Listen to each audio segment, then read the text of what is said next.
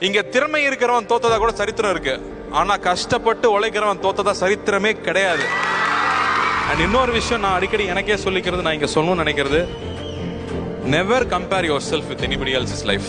நீங்க தனி, உங்களுக்கு கீழேயும் யாரும் இல்லை, யாரும் ஏளனம் பண்ண வேண்டாம்.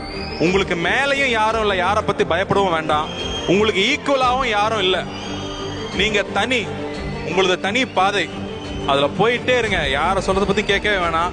நம்ம நினைச்ச இலக்க போய் நிச்சயமா ரீச் பண்ணுவோம். எனக்கு டோனி சார் ரொம்ப பிடிக்கும், MS தோனி ரொம்ப பிடிக்கும். ஏன்னா அவர் எப்பவுமே தன்னோட வெற்றியை பத்தி மட்டும் நினைக்க மாட்டாரு, தன்னோட டீம் ஜெயிக்கணும்னு நினைப்பாரு. அப்படி என்னோட டீம்ல இருக்கிற அத்தனை பேரும் ஜெயிக்கணும், அவங்க அத்தனை பேரும் பேர் வாங்கணும். அவங்க திறமையை வளர்த்துக்கிட்டு அவங்க கஷ்டப்பட்டு உழைச்சு கூட இருக்கிறவங்கள கையை பிடிச்சு கூட்டிட்டு போனால்தான் இங்க ஒரு இடத்துல நிக்க முடியும்.